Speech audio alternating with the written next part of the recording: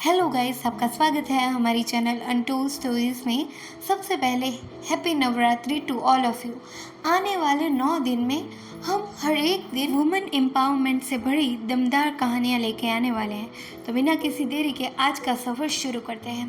कहानी की शुरुआत में हम सांगिया को देख पाते हैं। वो एक जगह आराम से बीड़ी फूंक रहा है, पर उसके पीछे तो कोई औरत बेदर्दी में चिल्ला रही है।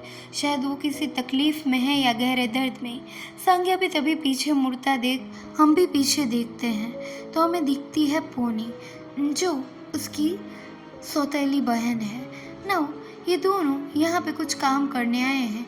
तभी सांगिया यहाँ पे पोनी को एक लिस्ट देता है और यहाँ से ये दोनों निकलते हैं। पर निकलने से पहले एक और काम करना है। यहाँ पे हम देख पाते हैं कि एक औरत को पोनी ने बहुत बुरी तरीके से ज़ख्मी कर दिया है और अभी वो सांगिया को बताती है कि वो इस औरत को ज़िंदा जला देना चाहती है। वो औरत काफ़ी ज़्यादा रोती है, गिड़गिड़ाती है कि मुझे माफ़ कर दो, मैं सब कुछ सच बता दूंगी। पर यहाँ पे ये रुकते नहीं और सांगिया की मदद से यहाँ पे पोनी उस औरत को ज़िंदा ही जला देती है। पर आखिर क्या है ऐसा पोनी के मन में जो वो इतनी बेदर्द सालिम हो चुकी है कि उसे एक औरत का दर्द भी समझ नहीं आ रहा। इसी के साथ ये दोनों भाई बहन यहाँ से अपने आगे के सफ़र पर निकल पड़ते हैं, जो लिस्ट उन्होंने यहाँ पे रानी से पाया था। और इसी के साथ हम कर जाते हैं फ्लैशबैक में एंटर। फ्लैशबैक में हम एक गांव के कुछ अमीर लोगों को मिल पाते हैं, जिनमें ये सभी बुड्ढे यहाँ पे दूसरों को परेशान करने का काम करते हैं। एक का नाम है मधुकर, वासु, गिरी और पेंडूराम।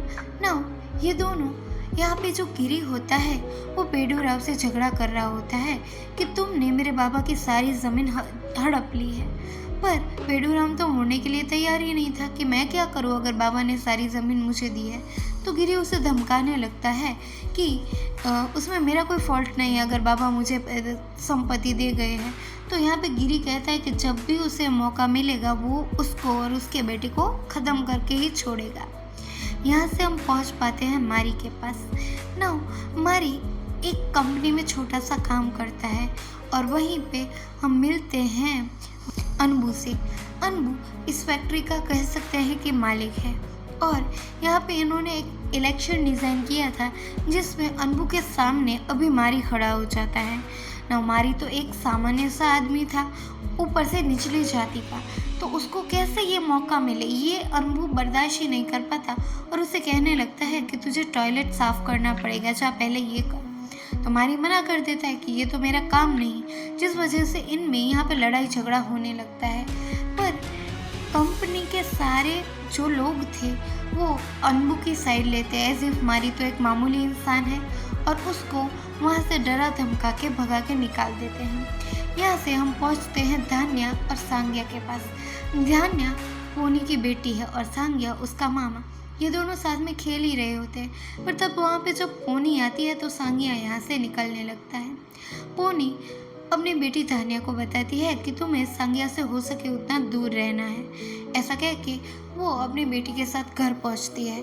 घर पहुँचने पे वो मारी को इस हालत में देख के उसे बताती है कि भाई हमें इलेक्शन या पैसे में इन सब चक्करों में पड़ना ही नहीं है, हम मामूली हैं। भले ही मैं एक हवलदार हूँ पर मेरी सैलरी भी कोई इतनी नहीं है, जिस वजह से तुम एक काम करना, अपने मालिक से कल माफ़ी मांग लेना, जिस वजह से तुम्हें भी काम मिल जाए और हम अपनी धान्या का अच्छे से ख्याल रख पाए। हालांकि मारी का ये सब करने का मन नहीं था, पर पोनी को वो मना नहीं करता। अगली सुबह होते ही वो काम के लिए निकल जाता है। उसे मन बना लिया था कि वो अनबू से माफ़ी मांग लेगा और वो करता भी वैसा ही है। पर अनबू यहाँ पे किसी और ही मूड में था। उसने यहाँ पे एक घटिया बात रखता है कि यहाँ पे मधुकर भी उसके साथ बोलने लगता है कि अभी उसकी माफ़ी ऐसे तो नहीं होती, उसको टॉयलेट साफ़ करना पड़ेगा और उसकी बीवी यानी कि पोनी को उनके पास एक रात के लिए छोड़ना पड़ेगा। नव ये सुनते ही मारी मधुकर के मुंह पे थूक देता है, जिसके बाद इनमें फिर से लड़ाई शुरू हो जाती है। हमें पता है कि मारी अकेला है और यहाँ पे अनबू, मधुकर और पेंडुराम, गिरी सभी के आदमी इसको मारने लगते हैं, जिस वजह से यहाँ पे मारी को मार के यहाँ से भगा दिया जाता है। पर इन लोगों के मन में यही चल रहा था कि आखिरकार ये मामूली सा आदमी हमें ऐसा थूक के कैसे चला गया। दूसरी ओर हम देख पाते हैं कि सांग्या धान्या के साथ टाइम स्पेंड कर रहा होता है। यहाँ धान्या के साथ उसका एक फ्रेंड भी होता है जो ब्लाइंड होता है और ये पेंडुराम का बेटा है। तो पेंडुराम तुरंत ही अपने बेटे को यहाँ से लेके जाने लगता है और हम देख पाते हैं कि इन दोनों में काफ़ी ज़्यादा अच्छा बॉन्ड है, यानी कि सांग्या और उस ब्लाइंड बच्चे में। अभी यहाँ पे सांग्या धान्या को पूछता है कि उसकी मम्मा कब आएंगी, तो धान्या भी कह देती है। कई बार काम की वजह से उनको लेट हो जाता है। तभी हम देख पाते हैं कि देवा जो है यानी कि पोनी का हेड, वो उसे बताता है कि कुछ काम है तो तुम्हें रुकना पड़ेगा। अपने काम की वजह से यहाँ पे पोनी उनको मना नहीं कर पाती और देवा के साथ चल पड़ती है। एक जगह जाके उसको बाहर वेट करने को बोल दिया जाता है। यहाँ पे ये सारे हरामखोर बुड्ढे साथ में ही बैठे होते हैं और वो इसी के बारे में डिस्कस कर रहे होते हैं। तभी देवा आके उसको बताता है कि एक बार फिर से सोच लो, कैसे भी वो तो एक पुलिस वाली क्या ही लेगी। पर हम देख पाते हैं कि तभी पोनी के पीछे से कोई उसको अटैक कर देता है और उसको बेहोश कर दिया जाता है। और यहाँ पे सांग्या धान्या को घर पे लेके आया है। सांग्या धान्या को बताता है कि वो खा ले पी ले और जब तक उसकी मम्मा नहीं आएंगी वो बाहर ही वेट करेगा, तो वो कोई फिक्र भी ना करे। तो यहाँ पे धान्या भी अपने बाबा के साथ आराम करने लगती है। दूसरी ओर पोनी अपने आप को बेहोश हालत में देखती है, तभी बहुत सारे लोग उसे मारने लगते हैं और यहाँ पे सांग्या है वो उसको बाहर से ही उसके घर की रखवाली करता है। तभी वहाँ पे सबसे पहले मधुकर आता है, उसके बाद कोई और, उसके बाद पेंडुराम, अनबू और वासु सभी मिलके यहाँ पे पोनी के साथ गलत काम करते हैं और फिर वो उसे उसी हालत में छोड़ के चले जाते हैं। जब वो वहाँ से जाते हैं तो देवा बाहर ही खड़ा होता है। तभी वो भी नशे की हालत में टुन होने की वजह से कई बच्चे वहाँ पे आते हैं और वो पोनी को टच करने लगते हैं। इसी दौरान जब पोनी की आँख खुलती है तो वो उसी अंधे बच्चे को देख पाती है जो भी उसको टच कर रहा था, पर अपनी हालत की वजह से वो कुछ कर नहीं पाती। तभी देवा वहाँ पे आके उन सभी बच्चों को वहाँ से भगा देता है और फिर खुद वो वहाँ पे अपनी जूनियर के साथ गलत काम करता है। सांग्या घर पे वेट ही कर रहा होता है कि तभी उसके पे भी कोई अटैक कर देता है और उसको बेहोश कर दिया जाता है। उसको बहुत मारा पीटा जाता है और जब सांग्या की आँख खुलती है तो देखता है कि यहाँ पे पोनी के घर को आग लगा दी गई थी और साथ में ही मारी और धान्या जल के खाक बन चुके थे। सांग्या अपने आप को बहुत कोसता है कि आखिरकार वो अपनी भतीजे का ख्याल नहीं रख पाया। खूब रोता है, गिड़गिड़ाता है और चीखता चिल्लाता है। यहाँ पे हमें पता चलता है कि सांग्या और पोनी सौतेले भाई बहन थे, यानी कि जो पोनी की मम्मा थी वो इनके पिता की पहली वाइफ थी, पर बाद में बेटी की वजह से उन्होंने दूसरी शादी की, जिसके बाद वो जो औरत आई उनको बहुत ज़्यादा ताने दिया करती थी, कोसा करती थी, जिस वजह से बद्दुआएं सुनते सुनते वो एक दिन यहाँ से चले जाते हैं। यहाँ पे पोनी काफ़ी ज़्यादा समझाती है अपनी माँ को अपने बाबा के लिए, पर वो जा चुकी थी। और यहाँ पे हम प्रेजेंट टाइम में आते हैं। पोनी बताती है सांग्या को कि आखिरकार उसकी माँ की बद्दुआएं अब असर ला गई है, उसके हंसते खेलते परिवार को आग लगा दी गई। यहाँ पे उसकी हालत भी काफ़ी ज़्यादा ख़राब थी और हम देख पाते हैं कि पुलिस स्टेशन में अभी इन सभी को अरेस्ट कर लिया गया था। और देवा के दिमाग में अभी भी कुछ था, तो वो पोनी को बताता है कि तुम्हें सिर्फ घर में आग लगने के बारे में बताना है, जिस वजह से तुम्हारी इज्जत खराब ना हो। यहाँ पे अपने सीनियर की बात मान के पोनी भी वैसा ही करती है। साथ ही साथ यहाँ पे इन क्रिमिनल्स के लिए तो अच्छा लॉयर होता है, पर पोनी को सिर्फ पब्लिक प्रोसिक्यूटर से काम चलाना पड़ता है। यहाँ पे जब जज उन्हें बताता है कि उनको 15 दिन की रिमांड पे लेना है, तब ये जो वकील होती है, यानी कि ये रानी और देव मिलकर उन तीनों लोगों को यहाँ से गायब कर देते हैं और भगा के संभाल के गिरी के साथ बेच देते हैं। तो हमें समझ आता है कि ये रानी जो है वो वही औरत है जो कहानी की शुरुआत में दर्दनाक मौत मरी थी। यहाँ पे इन तीनों को भगा के ऐसा बताया जाता है कि वो छूट चुके हैं, पर यहाँ पे रानी का गुस्सा अपना पार छोड़ देता है और वो देवू को और उस वकील को बहुत सारा बुरा बोलने लगती है। पर उसे समझ आ गया था कि उसको अपने हक की लड़ाई खुद ही लड़नी पड़ेगी। इसी सोच में वो अपने जले हुए घर के सामने बैठी थी। तभी वहाँ पे सांगिया आता है। तो यहाँ पे पोनी उसे पूछने लगती है कि आखिरकार वो यहाँ पे आता क्यों है। तो वो बताता है कि हमारे साथ भी तुम्हारे जैसा ही हुआ था। मैंने भी बदला लेने का सोचा था, पर जब मैंने धान्या को देखा, मेरे बच्चे और बीबी को भी ऐसे ही मार दिया गया था एक आम के चक्कर में। पर मैंने जब तुम्हारी बेटी को देखा तो मुझे उसमें नई जिंदगी दिखी और मैंने बदला लेने का ख्याल छोड़ दिया। पर अब जब वो भी नहीं रही तो हमें बदला ही लेना होगा। ऐसा यहाँ पे ये दोनों भाई बहन मिलके डिसाइड करते हैं। हालांकि इनके रिश्ते में कई सारी कड़वाइश भरी पड़ी है इनके पास्ट की वजह से, फिर भी ये दोनों साथ में एक सफ़र तय करने का फैसला कर लेते हैं और ये डिसाइड करते हैं कि इस बार वो माफ़ नहीं करेंगे बल्कि अपने गुनहगारों से खुद बदला लेंगे। इसी के साथ पोनी और सांग्या एक सफ़र पे निकलते हैं। सबसे पहले सांग्या ने रानी को किडनैप कर लिया होता है, जिस वजह से सबसे पहले वो उससे उन चारों की इन्फॉर्मेशन ले लेते हैं कि आखिरकार वो कहाँ है। और जब रानी वो इन्फॉर्मेशन बता देती है तो रानी को ऐसा लगता है कि उसका ये सब नाटक देख के पोनी उसे माफ़ कर देगी। पर जो पोनी ने खोया था, रानी कभी उस चीज़ को समझ ही नहीं पाई, जिस वजह से उन्होंने गुनहगारों का साथ दिया और उसी की सज़ा अभी पोनी उसे देती है, उसको जिंदा जला के। उसके शरीर के हर एक अंग में वो चाकू घोंप देती है और तब भी जब उसे तसल्ली नहीं मिलती तो उसको जिंदा ही जला देती है। और उसके बाद जब उसको उन लोगों की इन्फॉर्मेशन मिल जाती है तो वो एक नए सफ़र की शुरुआत कर देती है। यहाँ पे उसका पहला निशाना बनता है अनबू। ना अनबू यहाँ पे एक छुपी तरीके से रहता होता है, वहाँ पे चिल कर रहा होता है। उसके सेवा के लिए उसने एक लड़का रखा होता है जिसको वो कहता है कि जा मेरे लिए शराब लेके आ और साथ में लौटते वक्त अपनी बहन को ले आना। तभी पोनी और सांग्या यहाँ पे आ जाते हैं। ना यहाँ पे उनको देख के ये काफ़ी ज़्यादा भागने की कोशिश करता है, पर नशे की हालत की वजह से वो दूर तक जा नहीं पाता और अधरस्ते ही गिर जाता है। ना इसके गिरते ही ये लोग उसको पकड़ के बंदी बना लेते हैं। उसके बाद उसको खूब मारा पीटा जाता है। उसकी गंदी आँखों में मिर्ची का पाउडर झोंक दिया जाता है। पर यहाँ पे अभी पोनी का मन शांत नहीं हुआ था तो उसको और मारती है और मारती है और मारती ही रहती है ना। तभी इसी दौरान वो बच्चा यहाँ पे वापस आ जाता है। तो ये सब देख के वो डरता है। तभी सांग्या उसको बाहर लेके जाता है और उसे बताता है कि वो आदमी क्या प्लान कर रहा था। तो तभी वो बच्चा भी बताता है कि इसने तो मेरी बहन को भी लेके आने को बोला था।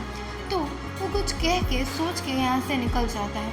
कुछ देर बाद वो एक एसिड की बोतल यहाँ पे लेके आता है, जिसके बाद अभी यहाँ पे पोनी सांग्या की मदद से उसके वो पार्ट को एसिड से जला देती है जहाँ से उसको ये सब चल मच रही थी। और इसी दर्द के साथ यहाँ पे इसका किस्सा ख़त्म हो जाता है। यहाँ पे ये अपने दूसरे शिकार की ओर आगे बढ़ने लगते हैं जो ऑलरेडी किसी और का शिकार होने वाला था, यानी कि गिरी यहाँ पे पेडुकर को मारने के लिए भाग रहा था, उसके बच्चे को भी।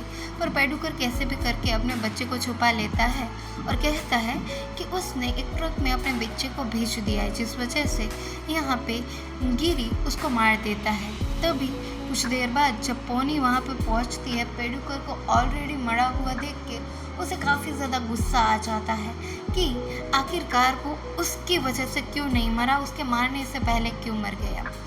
तभी यहाँ पे सांग्या को सरप्राइजिंगली वो ब्लाइंड बच्चा मिलता है। उसकी काफ़ी ज़्यादा कंसर्न होती है उसके लिए, पर पोनी के मन में अभी भी वो चीज़ है कि उसने उसको गलत तरीके से टच किया था। पर सांगिया कैसे भी करके उसको समझाता है कि तुम्हें शायद कोई गलतफहमी हो रही है, ये छोटा सा बच्चा ऐसा कर ही नहीं सकता। तो कैसे भी करके सांगिया उनको अपने साथ रख लेता है और उस ब्लाइंड बच्चे की देखभाल करने का वो सोचता है। हालांकि पोनी इस बात से खुश नहीं, फिर भी अपने भाई के लिए वो उस बच्चे को छोड़ देती है। तभी हम देख पाते हैं कि गिरी इनका पीछा कर रहा होता है, उसे अभी इन तीनों को मारना होता है। जहाँ से हम पहुँचते हैं इनके तीसरे शिकार की ओर, जो था वासु, और वो एक बोट में जा रहा होता है और उसी बोट को ये लोग मिलके ब्लास्ट कर देते हैं, जिस वजह से उसको पानी में कूदना पड़ता है। पर पानी में कूदने के बाद सांगिया उसको गोली से शूट कर देता है, जिस वजह से उसकी भी पानी में डूब के मौत हो जाती है। कई लोग उसकी मौत का नज़ारा देखते हैं, पर पोनी को शायद ये मौत उतनी ज़्यादा अच्छी नहीं लगती, क्योंकि उसका बदला और भी दर्दनाक होना चाहिए था। इसके बाद वो उसको बाहर निकालती है और उसमें बाकी जो थोड़ी कहीं जान बची थी उसको वो ऐसे डाल के ले लेती है ताकि उसे वो दर्द महसूस हो। यहाँ पे सांगिया भी उस बच्चे को छुपा के रखता है ताकि इन लोगों की लड़ाई में उससे कुछ ना हो। पर तभी कुछ लोग वहाँ पे उनको अटैक करने लगते हैं। सांगिया अपनी जी जान लगा देता है, उसके पास कुछ गोलियाँ बची थी जिससे वो धड़ाधड़ी उनको मारने लगता है और अपने भाई को ये सब करता देख वो भी दूसरी ओर से अटैक करने लगती है और अपने भाई को बचाने लगती है। तभी हमें पता चलता है कि वो अपने भाई को तो बचा लेती है, पर एक आदमी उसकी वैन में डायरेक्ट उसका गला पकड़ने लगता है, तो वो उसको गोली मार देती है। उसके बाद ये उस बच्चे को बचाने के लिए जाते हैं, पर गिरी से अनजाने में ही इनकी दुश्मनी हो चुकी है, तो गिरी इन सब के पीछे पड़ जाता है। तभी पोनी रुक के इन सब का खात्मा करने की सोचती है, पर अभी इन दोनों के पास ही इतनी पावर नहीं थी कि ये एक दूसरे को ख़त्म कर सके, तो अपने अपने रास्ते निकल जाते हैं। यहाँ पे पोनी सांगिया की मरहम पट्टी करती है और इसके दौरान उससे पूछती है कि ये बदला अब कुछ वक्त का है, उसके बाद वो ज़िंदगी में क्या करेगा। तो सांगिया उसे बताता है कि उसने अभी तो कुछ नहीं सोचा। वो पोनी को यही सवाल पूछता है कि अभी तो उसकी लाइफ का एक ही मकसद है, या मकसद पूरा होने के बाद आखिरकार वो करेगी क्या। तो पोनी भी उसे कहती है कि अभी तो मैंने भी कुछ नहीं सोचा। सांगिया उसे कहता है कि वो शायद उस ब्लाइंड बच्चे का ख्याल रखेगा और ऐसे ही ज़िंदगी जिएगा। यहाँ से वो अपने लास्ट निशाने यानी कि मधुकर के पास जाते हैं।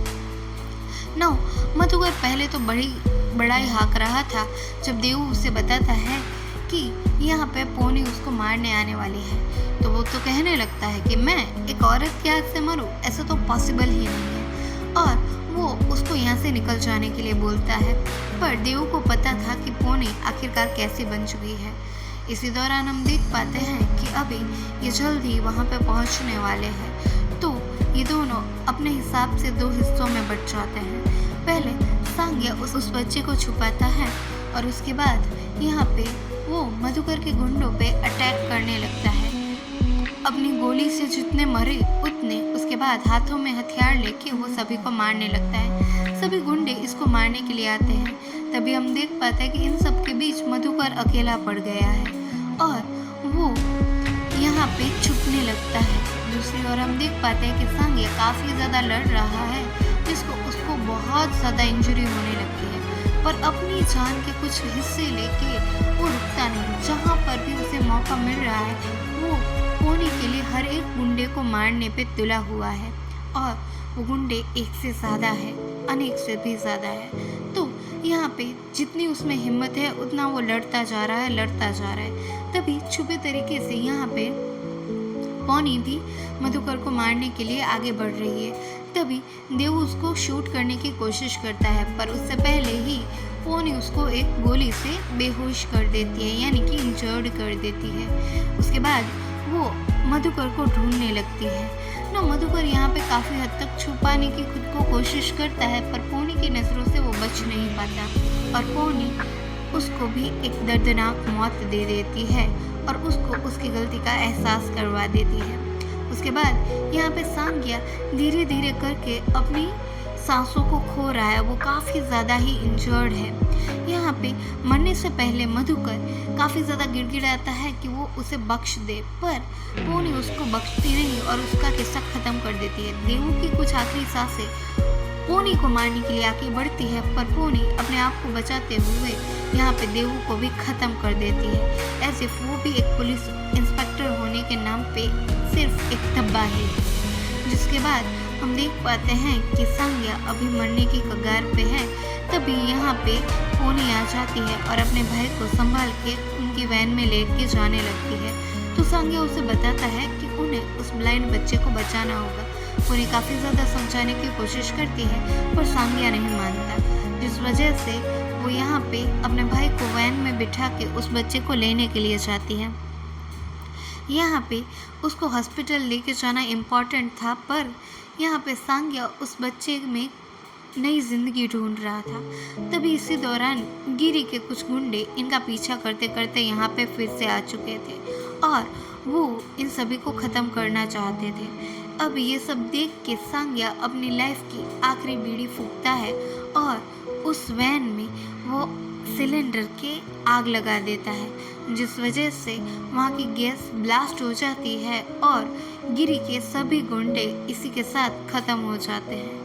पोनी यहाँ पे ये सब देख के बहुत ज़्यादा दुखी हो जाती है। वो कहती है कि भाई तुम्हें इतना जल्दी नहीं मरना था, अभी तो मैंने तुम्हें ये बताया भी नहीं था कि तुमने जो मेरे लिए किया है शायद वो मेरा सगा भाई भी मेरे लिए नहीं कर सकता।